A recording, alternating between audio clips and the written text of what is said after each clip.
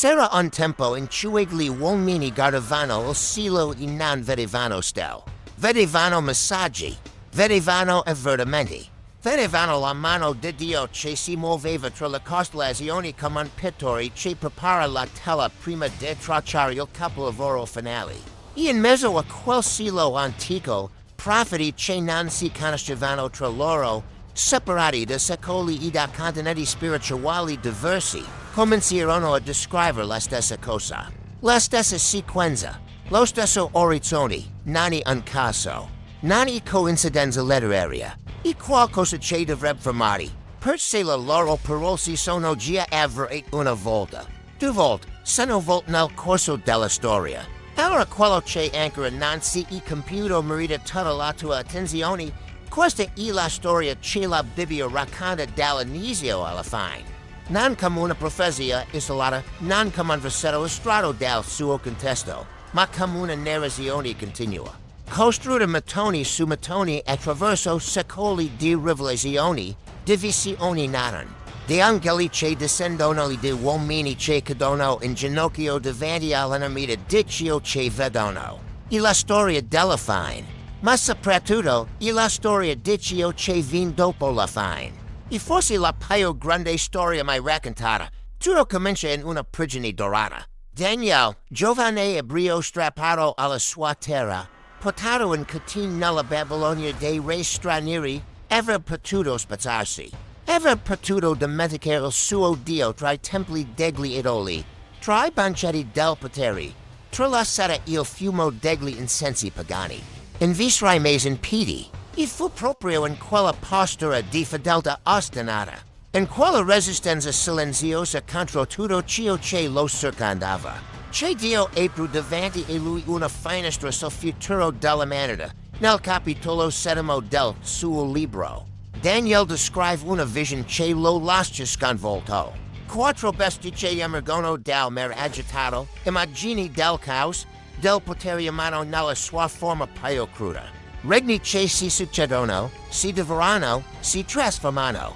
Poi tra i 10 corni dell'ultima bestia, un piccolo corno che cresce parla con arroganza contro il cielo, un leader che tenta di cambiare le leggi, di modificare i tempi, di cancellare la memoria di Dio dalla coscienza del mondo.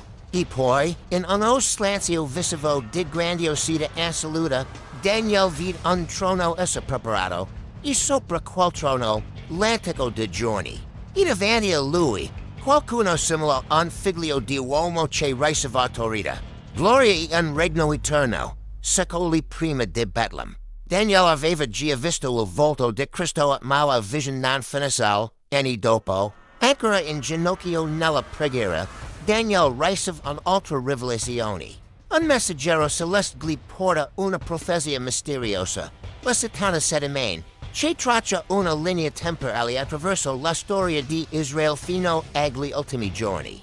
7 anni, un accordo che sarà stipulato e poi spezzato, un'abomination che porterà la desolazione, e un periodo finale di crisi senza precedenti per l'umanità intera. E una mappa, non una favola, una mappa profetica che già stesso sarà secoli dopo, come se volesse dire ai suoi discepoli, guardate, Daniele aveva già visto questo momento. Siamo dentro quella storia e Giovanni parla con una chiarezza che toglie il respiro. Sul monte degli Ulivi, con Gerusalemme al spalle il tramonto che tingeva di rosso la pietra del Tempio, ai suoi discepoli gli pongono la domanda che ogni generazione ha nel cuore quando accadrà.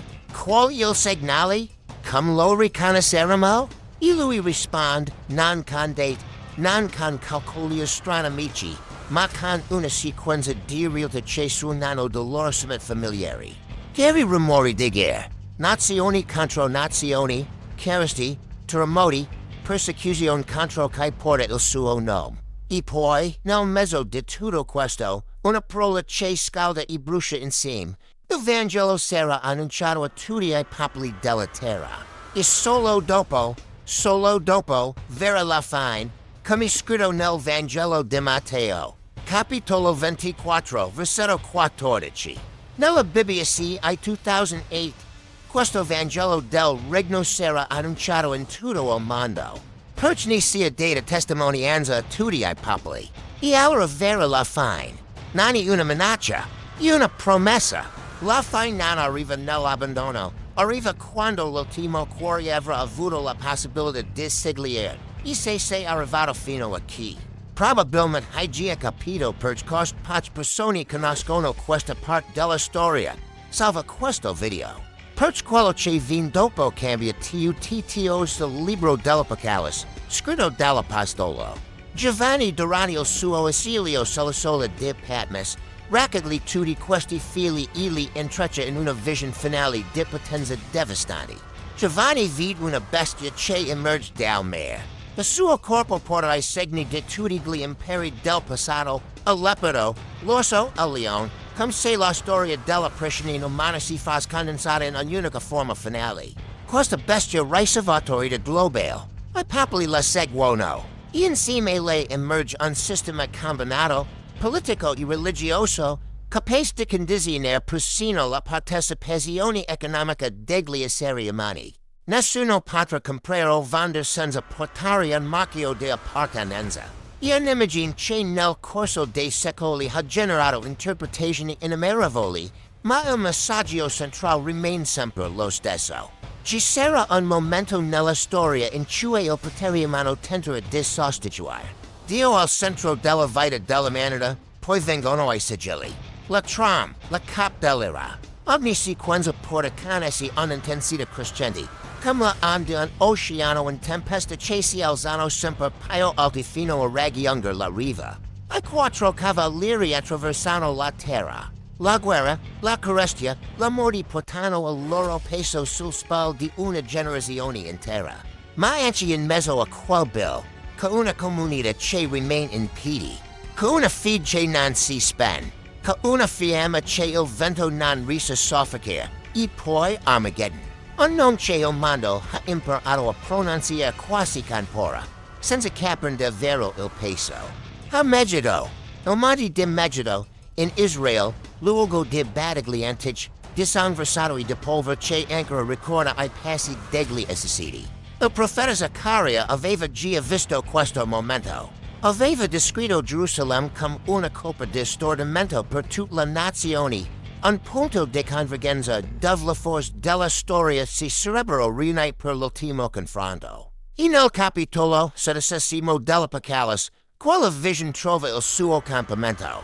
I re della terra si radunano. Il mondo trattiene il respiro ed è esattamente in quel momento, nel punto più bello.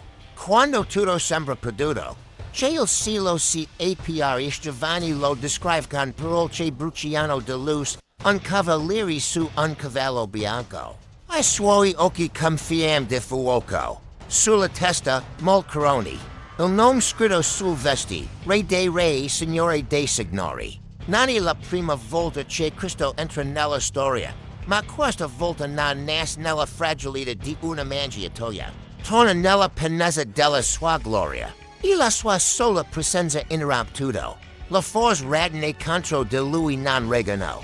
Il sistema costruito sul potere dell'inganno crolla. E ciò che sembrava invincibile si dissolve come nebbia al mattino. Segue il millennio, 1000 anni di governo caratterizzato da giustizia e pace. Consadono incatenato l'influenza del male drasticamente limitata. Poi, un'ultima ribellione rapidamente soppressa.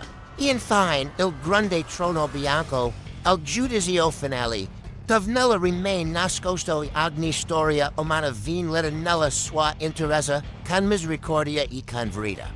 Ma l'Apocalisse non finisce nel giudizio, finisce nella creazione. Giovanni vide un cielo nuovo e una terra nuova.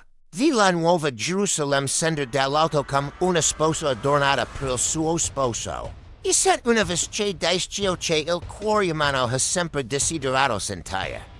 Fin dal primo giorno in cui la sofferenza è entrata nel mondo, Dio stesso sarà con loro ed eliminerà ogni lacrima dai loro.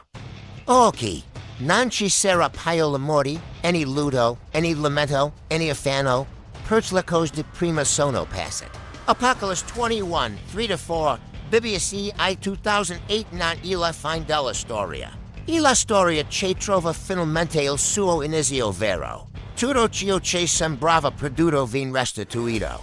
Tutto ciò che sembrava rotto vien ricostruito, non come era prima, ma come avrebbe sempre dovuto essere. Il giardino del riapare nell'ultima pagina della Bibbia come un eco del primo capitolo della Genesi e quella circolare non letteraria e teologica. Il segno che Dio non abbandona nessuna storia a metà.